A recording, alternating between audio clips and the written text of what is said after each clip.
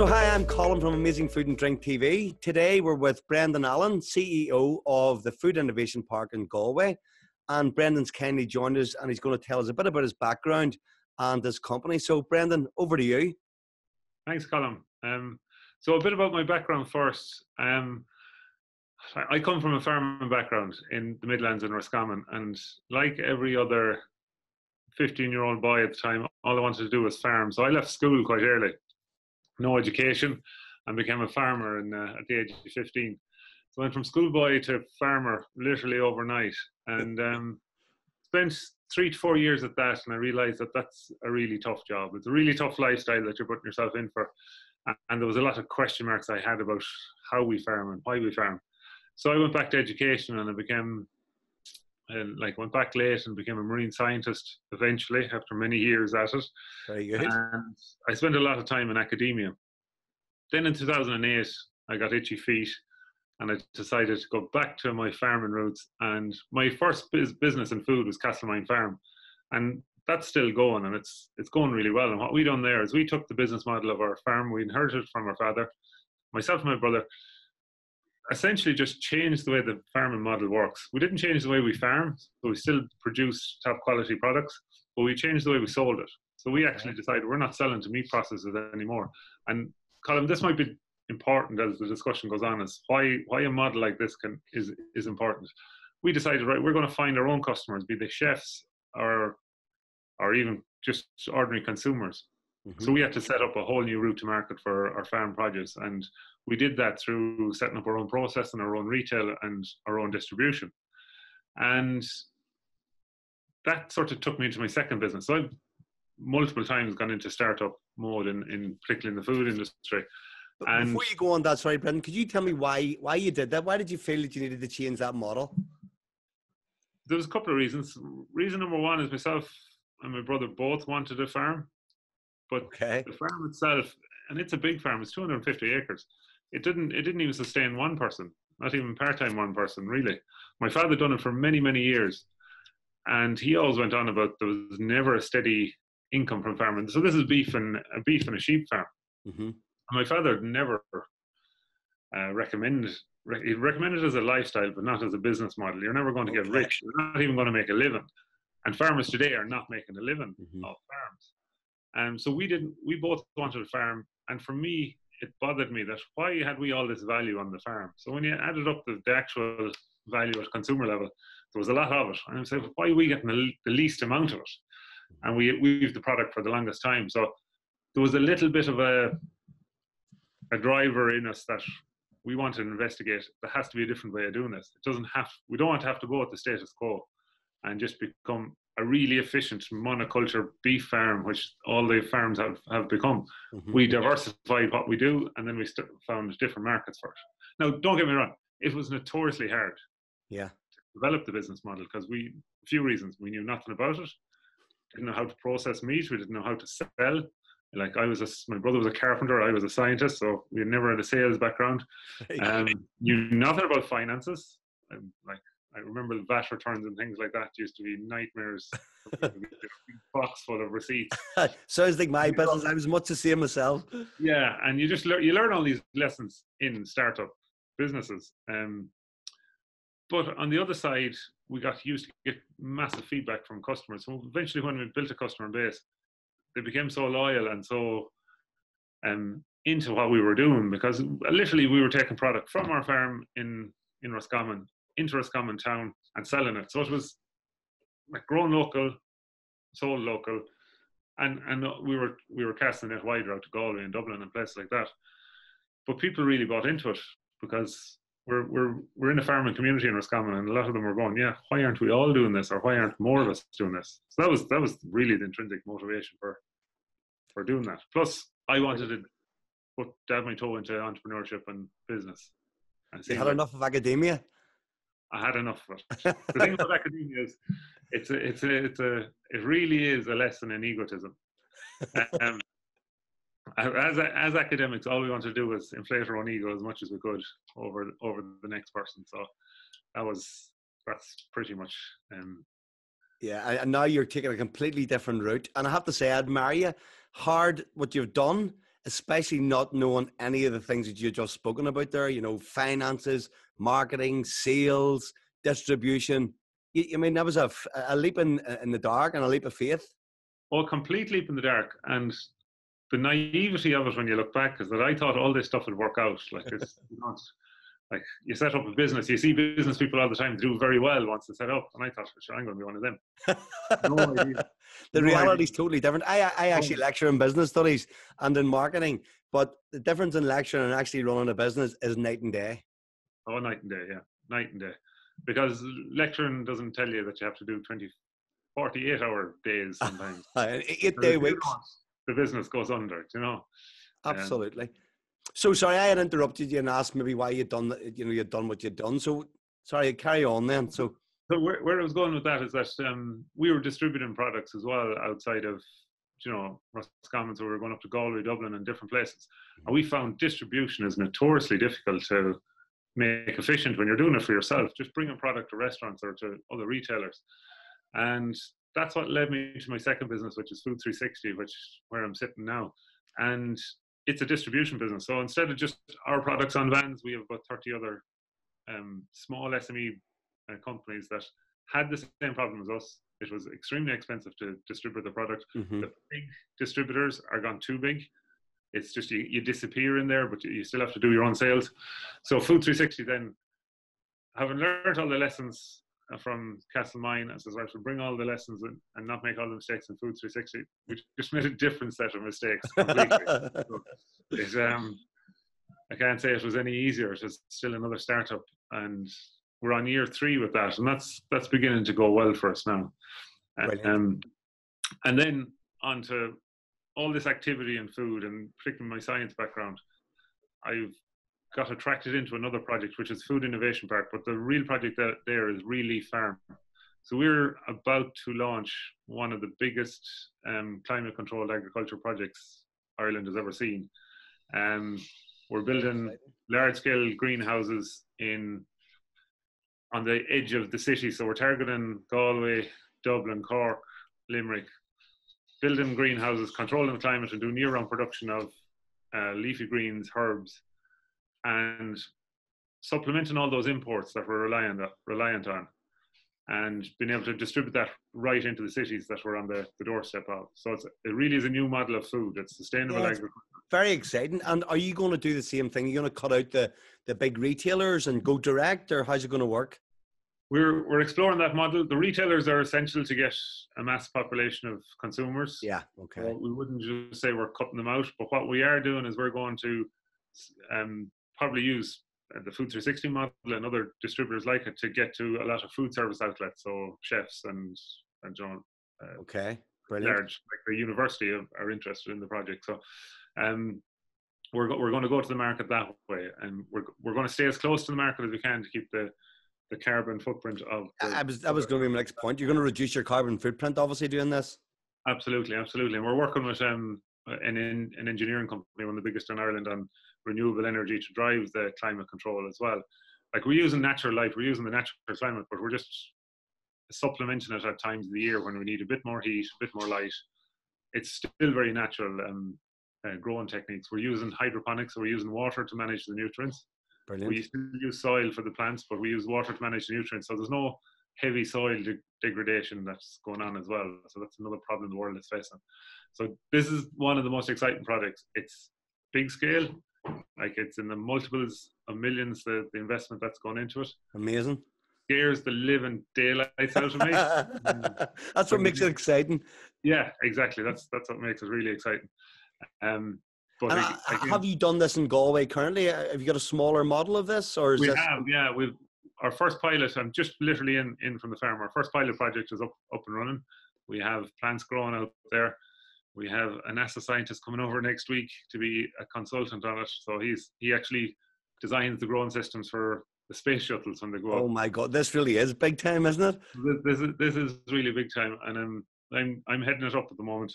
But there's a team of people there. Like there's an investor there, and he has a team of business advisors, accountants, and engineers, and all these people that very smart people that, like, hopefully we can get this project successful. It sounds amazing. It does, yeah, it does, and it's like I've been reading a lot about food in the world and the global food problems. It's these type of projects that are really needed at the moment. Scalable but local at the same time. You know, it's all good and well to have small farms that grow so much salad and all these things on the doorstep of the city, but you do need to look at these things at scale. How do we actually satisfy this entire market, or a vast proportion of it, without having to bring product in from, like, we were looking at the list of where salad comes from in Ireland, and it's about 15 different countries, as far as way as like the bottom end of Kenya to, like, nearly the product travels all the way around all the world. And this is stuff that has only 7 to 10 day shelf life. So you can imagine what. Unbelievable. And loads of food miles there as well, yeah. Loads of food miles, yeah. And are you gonna look to satisfy the market for the whole of Ireland and then go to Britain, or what? How's it gonna work? Well, our intention, we're analysing the market at the moment, yeah. But that is the intention: is get as close to the cities, satisfy those cities. Don't build farms that are so big that we need to export it out. Okay. Go to the city and build a farm that's appropriate to that size city. And then would you think about going and doing the same in Britain then? Absolutely, yeah. Britain would be the second target. And then, like, wherever there's a city that has a latent need for these products and is importing a lot of it, that's where we want to be. Oh, this could be absolutely humongous. It could be humongous. Like, it's like any startup that's really ambitious and really innovative. It sits on a knife edge all the time. You know, it's I think that's where I'm most comfortable, is in that really intense discomfort at the edge of your comfort zone. Exactly, yeah. No, that's where I know you're personally growing and you're personally learning. So I'm really enjoying it as a project, because every day you're getting up is even more challenging than the last. So you're still running Castle Mines? Well, my brother runs Castle Mine now. Okay. Business partners that I set up Food 360 with are running that. Oh, so this is your sole. The next one, you know. So it looks like I need to exit businesses quickly, but it's not. I like to start businesses. I'm actually only average at managing businesses, if that makes sense. Yeah. You're good at being the driving force behind new starts or whatever. Yeah, there's a huge difference in the person that starts it and the person that manages it. I'm definitely the person that can start things up. I actually sound very like you. Details don't really do it for me. No good at those things. Brilliant, absolutely brilliant. So what could you tell me is hot in the Irish food scene at the minute, Brendan? Hot in the food scene at the minute. So the biggest trend I've seen, so we set up Castlemine in 2008, 2009, were our first 2 years at it. And the idea of local food was I wouldn't say non-existent, but it was only a very few elite chefs that were dealing with local farmers. That has become mainstream. So it's the standard now for a restaurant to be getting as much product they can from local suppliers. Yeah. That is what has become the trend. Following on from that, then health and well-being is taken over from everything else. So I can give you an example. When we were in our shop in Roscommon, we now get asked what our animals eat. Brilliant. So people are now interested in the backstory where they never were before. They're interested in so much detail now that, like, they never did before. But that's purely because the accessibility of information online has educated people to a massive extent. Is that they know about their food now. They want to know everything they can about their food. So, like, you can see it. You can see the fall. I'm convinced there'll be a major fall in sugar consumption, and there probably is already. That's one of the points I was going to ask you about later. So we'll talk about it now. So, sugar seems to be the big bad guy at the minute. And rightly so, because when you see what's happening, like a lot of the food industry is controlled by corporates. Mm-hmm. And when the food industry is dominated by corporates, or any industry, profit is the main driver. So nutrition and health are not the main drivers. Absolutely not. So profit is the main driver. And what we've seen over the last few decades is that corporations have taken food ingredients and they've nearly cut them down like cocaine, to dilute them down for the consumer. Mm-hmm. And what they've done with that is they want to just cut down the product, get margin into it, but the consequence is nutrition has been stripped out. Extracted, yeah. And then they've used salts and sugars and everything else to maintain flavour and taste. So that's why there's so much hidden sugar in different foods. Microwave meals or whatever, any of that sort of stuff. Exactly. you're seeing the consumer wake up to that now, and like you'll see the like all the things like I do CrossFit myself, and these sort of growth industries, like all those people are eating healthier. Like in Castlemine, we're launching a whole new range of healthy meals, and that's just a complete response to the demand. The demand, absolutely. I've seen there's some in the north as well where they're actually building meals based around people who are training in the likes of CrossFit, and so high protein and no sugar. Yeah, exactly. Yeah, and the other thing is fermented products. So we've in Food 360 we have a couple of fermented products like a kombucha and a kefir. Mm-hmm. They are absolutely flying it. We're doing pallet loads of them. It's that they're low in sugar, but they're high in healthy bacteria. So people now know that their microbiome is like nearly the next organ that to be spoken about. It's like your gut health. It dictates so much things from your mood to everything else. So absolutely, and we're being so educated so much more than we were previously about all this stuff. Yeah. So information is like with our smartphones, information is freely available now, and people are soaking it up. And they're soaking it up in high volumes. Which is great for you and your new business particularly. Oh, absolutely, yeah. It's fantastic for us. And but those are the main trends I see. Is like you see the health thing. It's really starting now. I think we're really waking up to it. I do think there's still a long way to go. I think we're only started on that because there's still a lot of processed foods. There's still a lot of bad diets out there.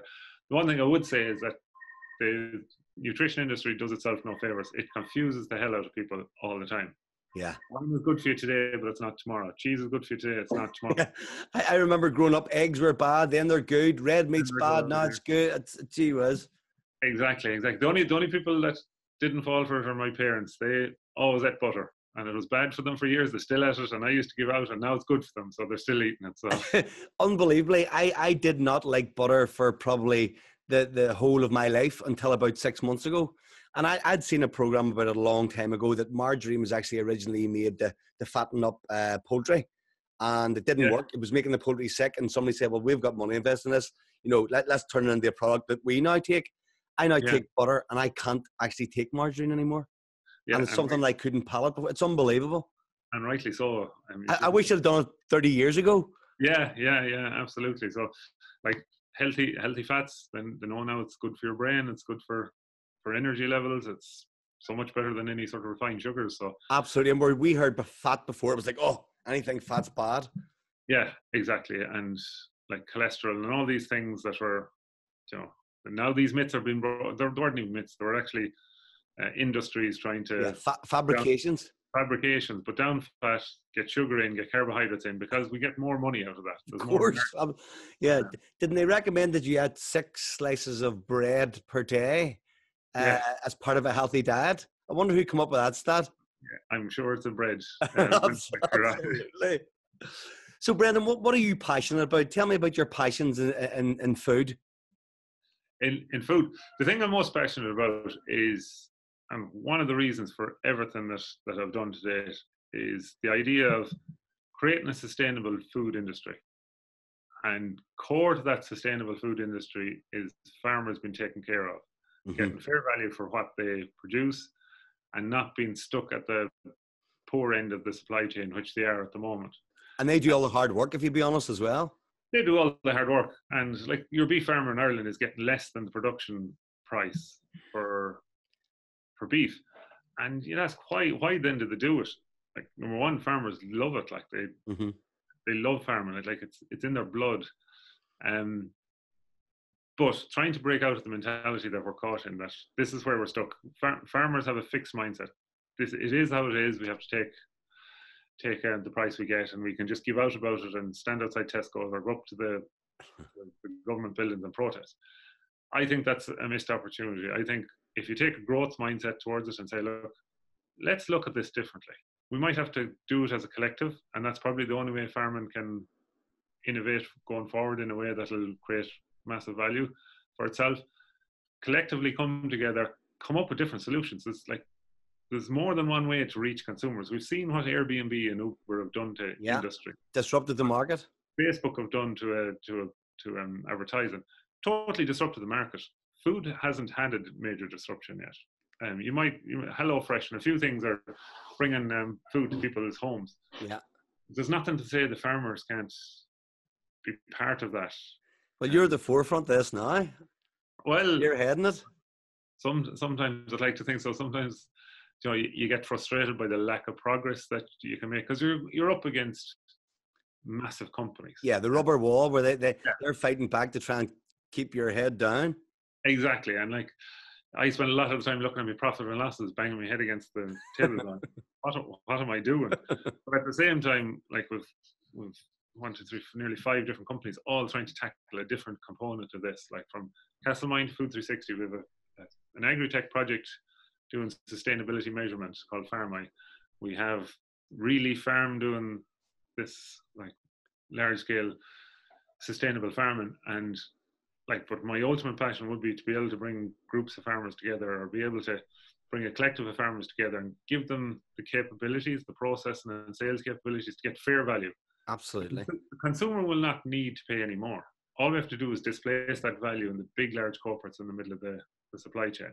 Yeah. Now, I say this, and I give lectures all the time in universities, and I always get in trouble with 1 or 2 of these guys in the audience, and they say, well, what they're doing is fantastic. It's not. In the meat industry in particular, it's run by a cartel. It's suppressing farmers deliberately in order to maintain their own margins.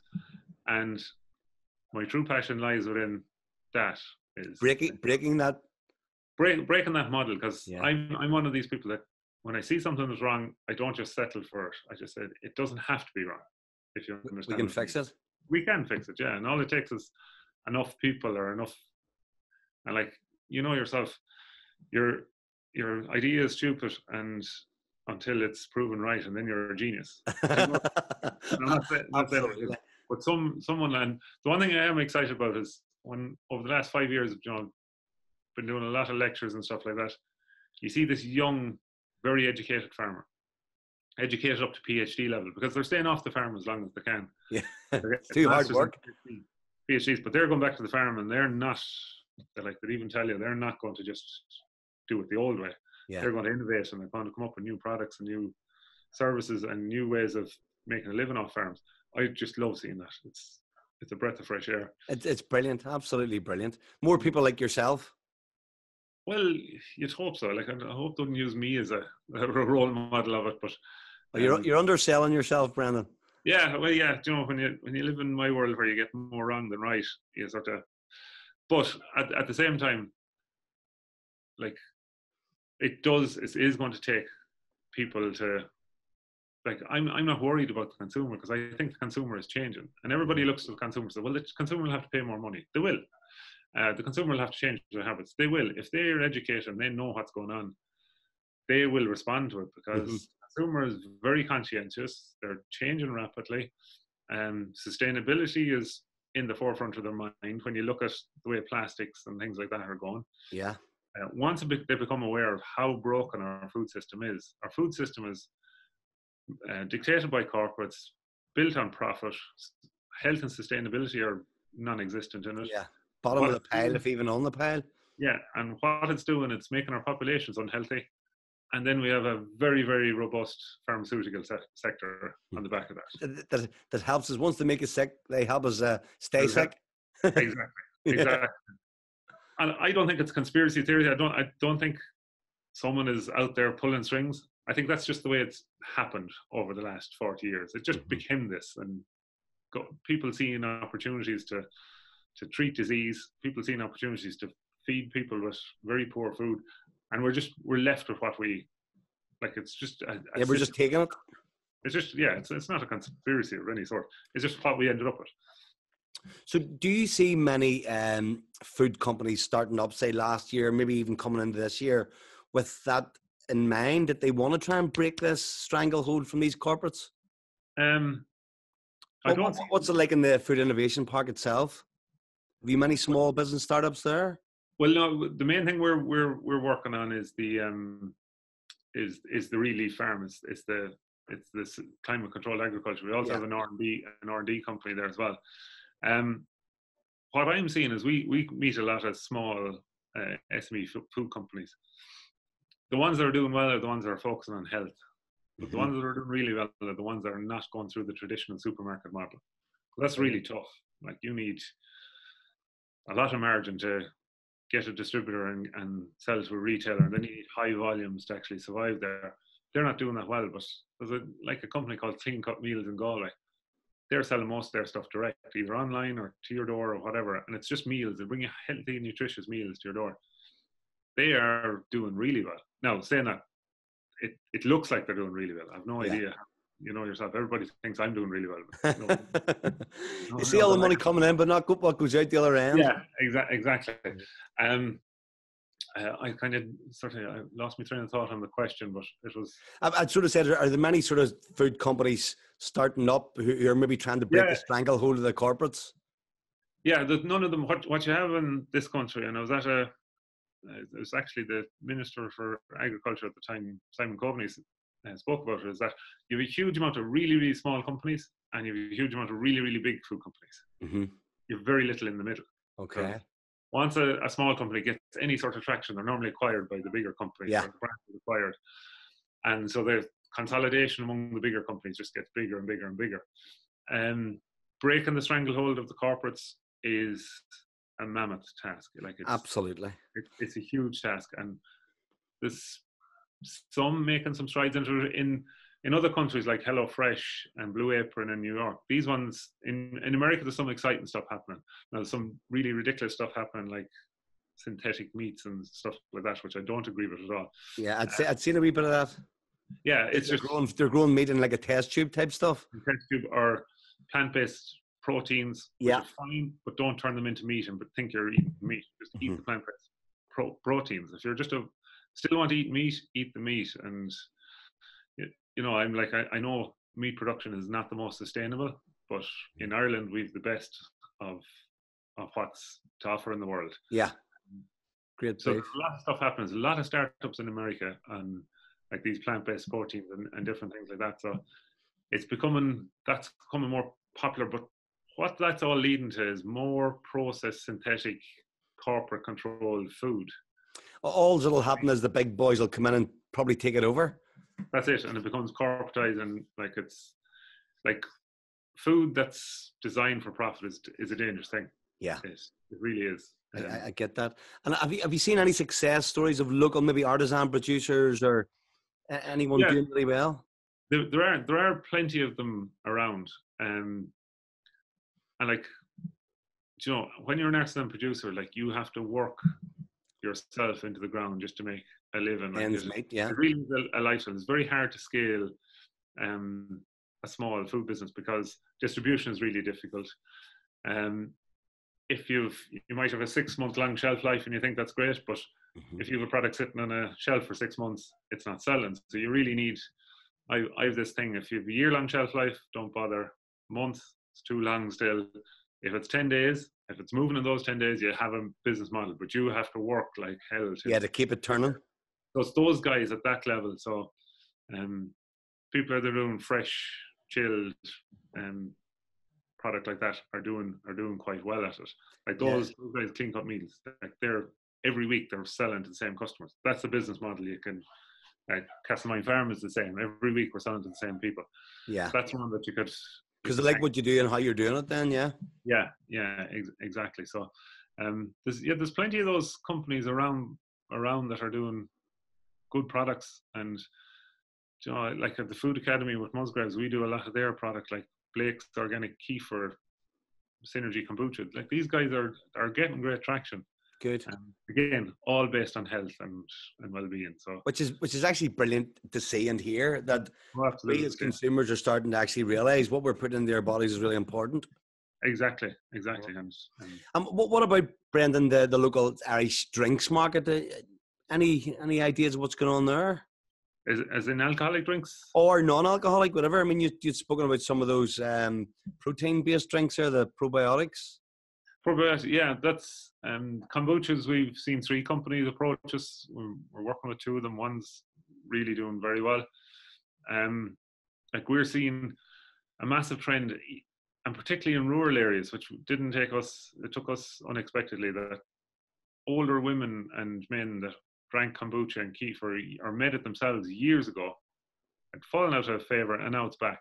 Yeah. And like, these things were mainstream. Kefir as well. It's fermented milk. Good for weight loss. Good for the microbiome. Good for. Is that similar to the skyr or whatever it's called, the Icelandic stuff? I could be. I don't think know. It's that type of thing. It's like a milk, yogurt type thing. It's milk that's inoculated with bacteria and fermented. Okay. That's out of a company in Leitrim, and they're doing very well with that. Outside of that, you have a huge revolution in the craft beer market. Yeah, I was going to ask about the alcoholic drinks industry then. And whiskey stands a chance of booming because it's mostly export. Craft beer is mostly within the country. Yeah, and locally as well. And the fittest will survive on that. And I think that's already happening with that industry. I've seen some of the results for the likes of Guinness. Guinness Stout is down, but some of the other products are up. So you see there is a change in consumer habits. Like the pub is what I see in rural Ireland anyway. The pub is the coffee shop has replaced the pub actually, and in places like Roscommon, the publicans are quiet, but the coffee shops are booming during the day. It's actually unbelievable, isn't it? Where the pub used to be centre of village life, for example, in Ireland, it's now, as you say, the coffee shop. Exactly. And if you're talking about drinks, probably the biggest growth area is coffee. Which obviously isn't local or it could be sustainable, but not in Ireland anyway. It could be sustainable, but I do my research on all sorts of farming models. Even in the fair trade model of coffee, farmers are getting below cost price for their coffee beans a lot of the time. And you may guess if they're not fair trade, they're getting even less then, I'm assuming. Exactly. Yeah. We're working with a couple of groups worldwide. So there's a big movement worldwide. There's a group called Culture, and they're helping farmers develop their own processing, their own co-ops for processing, packaging, and selling their products. So they're getting better value for it. Good. And here in Ireland, we're importing some of that product to sell to some of our chefs or some of our shops. That's the ultimate utopia, Colin, is that you have groups of farmers around the world that are selling to the local people, but also trading with each other. You know? Brilliant. Yeah, so like small cooperatives trading intercontinentally, for want of a better expression. All of a sudden, you have a global movement of products. So we're dealing with a farmer in Vietnam that's doing rice. Brilliant. They're getting closer. He's working with an Irish guy that's actually allowing him to go through the whole process and packing and export. So hopefully we hope to bring his rice direct from the farm into Ireland and into our customers. And we can That'd be brilliant. I'll add another string to your bow and give your customers sort of more sustainable products. Enabling farmers. That's the thing. You're enabling farmers to not allow the corporate machines just to take all the value out. Which is something that we definitely need to tackle. No question about that. Well, that's what I think anyway. Yeah. And I'm saying I'm a city slicker, Brendan. I'm relying on people like you to take the fight up. I'll just buy your produce. Yeah, it's definitely, and again, I'm not worried about the consumer. Once we bring it to them, they'll it's like once you see it, you can't unsee it, so people will start buying. Exactly. It's like the whole plastics revolution. Once people know, they've woken up to it and they're changing. Absolutely. And they are actually changing. They absolutely are changing. I mean, the amount of packaging is ridiculously bad. Yeah, and you do notice it now. Even I notice it myself, is that I made a commitment on the 1st of January not to use a disposable cup this year, and I'm still on track. I have a month done. Good lad, good man. That's 31 cups and lids that haven't been used. And by the time I'm at the end of the year, it'll be 365. Then when you start to think of if everyone was doing that, but you think of the enormity of just yourself, your own impact, and that's just cups though. If you look at other parts of your lives and you think, God, what else am I wasting? But oh my God, the amount of plastic, especially in my recycling, is beyond a joke. Yeah. So consumers are not my worry. That's the one thing I've become more and more attuned to, is that when I speak to people, they get what we're trying to do. My frustration is not getting it done quicker or getting it done at more scale. Constantly stuck in the sort of small business world. But we'll break out of it someday. Yeah, you're keep chipping away anyway. It's doing really well. So tell me this, Brendan, how is the Irish farming industry? As a farmer yourself, how is it? It's probably at its most pivotal point in decades, I would say. Brexit around the corner. So I'll speak mostly about beef and sheep farming here because that's what I know. Okay. Brexit is around the corner. 50% of our meat goes over to the UK. There could be a €3 per kilo tariff on that as of the 30th of March this year. Mm-hmm. If that's allowed to happen, and there's no intervention in that, beef farming is on its knees already. 80% of beef farmers go off farm to make money, and a high percentage of them spend their actual pay on their farm. So they're unbelievable supplementing it themselves. Like our farm in Castlemine is totally insulated. We sell all our products direct to local people, but to every other beef farmer, which is 98% of farmers, only 2% not on the model. They don't control a thing. They don't control customers or the price they get. So that business model is flawed from day one. Yeah. So they literally just farm and pass the beef or whatever it is to the big companies. Yeah, no matter how astute they let on to be, they're only hoping for a price at the end of it. They're not guaranteed it. And so it's Irish farming is at a pivotal moment. There's no farming that's not exposed to Brexit. Mm-hmm. Dairy and sheep and everything else is as well. But the beef sector, a lot of farmers will tell you that nobody knows what's going to happen there. What I can see happening is two things: mass industrialization. So the processors will need supply, so they'll have to start acquiring farms. They're already doing this. Like one of the biggest farms is owned by Larry Goodman in this country. So what you'll see is bigger industrialization. So you'll get the American model of large feedlots. So it's actually getting worse instead of better. Oh yeah, it's getting worse, and that's going to drive more unhealthy practices in the beef industry. It's that or innovation. We take an innovative approaches to it. Farmers create their own co-ops again. It happened before. It didn't work, but that's not to say it couldn't work again. If I was to stop every time it didn't work in business. yeah, absolutely. You can't stop. You got to keep going. Yeah, but when you're talking about a collective of people, it's harder to bring them on to a goal. Innovation, business model innovation is what agriculture needs to look at. We cannot look to government policy nor unions like the IFA. As goodwill as they are, they don't know what's exactly needed, and they'll just keep banging the old mantra of give us more money, give us more money, give us more money for a product. It's not going to work anymore. We have to. Yeah, so that's like giving them on a fish instead of the fishing rod. Exactly. So it's time to. So I'd be really worried about particularly the meat sector in Ireland, because the other thing as well is that sector is on the decline because meat is unpopular, and the journal in the Lancet there are the veganism's on the rise. Veganism's on the rise, and like you have a lot of exposure to all those elements.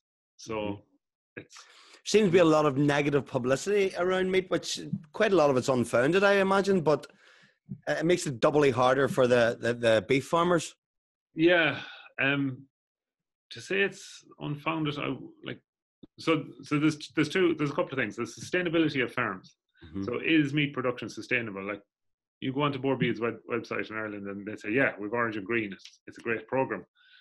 There's very little foundation on that. Beef farming does use a lot of water, does have a lot of methane, a lot of carbon dioxide goes into it. So it's not a sustainable practice. But a lot of the damage that we've done in this world is not caused by food production. It was caused by transport and fossil fuels and all these other things. But now we're looking to food to fix it. It's like, it's one industry creates the problem and then say, right, we need this other industry to fix it. To stop farming the way they're doing it because it's bad for the world. So it seems very unfair. There was no journal coming out saying, lads, we have to stop driving our cars. And you only drive a half a mile a day. Like they're saying you can eat half a meatball a day or half. But there's no one talking about driving cars. So it's very unfair to attack just food. It's a holistic approach that's needed. Yeah. Food needs to be, and farming needs to be more sustainable. But I always had this thing, Colin, is that there's no sustainability possible ever unless farmers are fairly treated. Because their mindset is all about, I can just need to break even or make a little bit of money. So how do I do that? I become more and more and more efficient. And when that's your mindset, sustainability practices are out the window. I don't have time. I don't have the headspace. I can't. Yeah, you're just trying to keep your head above water. If you release that valve on the farmer that, look, you're going to get fair value. We're all going to make money out of this. Next thing, you'll get them thinking in a different way. They'll start thinking about sustainability, conserving energy, conserving water, doing all the things that are making farming better, and better for the environment. But sustainability is three prongs: it's social, economic, and environment. Everybody thinks it's just environment, but the economic aspect of it is huge. Farmers have to be sustainable. I think you should be chatting to the Irish government and other governments, for that matter, to let them see the light, Brendan. Would they listen? Is the answer, Colin? But probably the big corporates wouldn't let them listen. That's the difficulty. The lobbyist power of the meat industry is quite strong.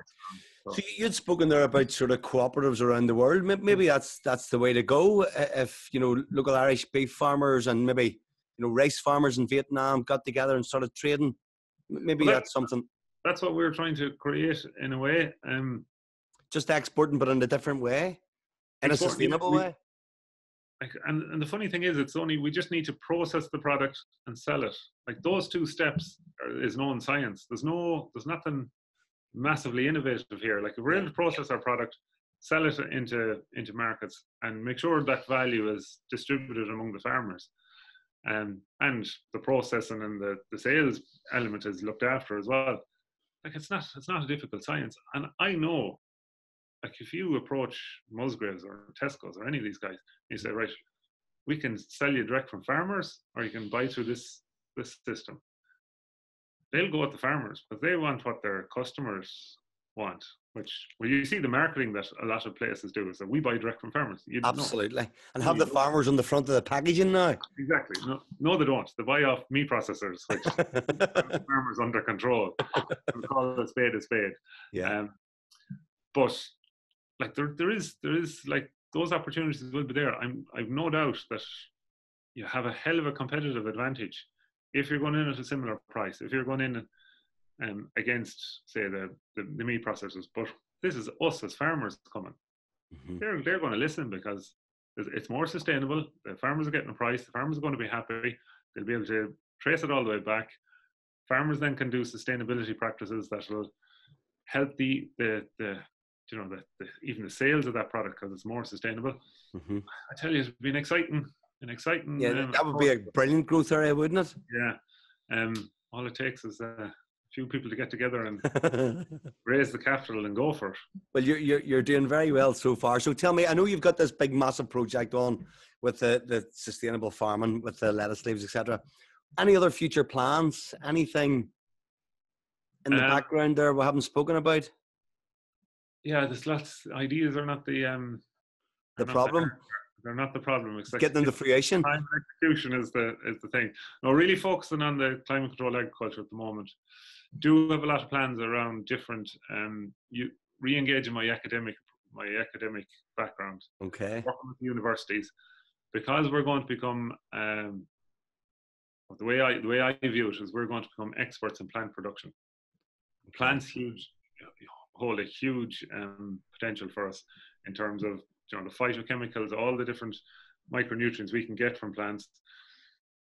And people are finding out so much more that the way you grow a plant, through light, through the nutrients, you can actually increase phytochemicals or different compounds that can then be derived out for supplements or for health and for different things.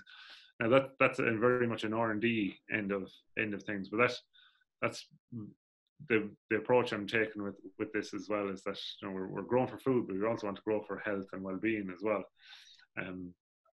So that's an area I'm interested in. Yeah, it's becoming much more prevalent in society, and we're thinking about it ourselves, which is great for you then. Exactly.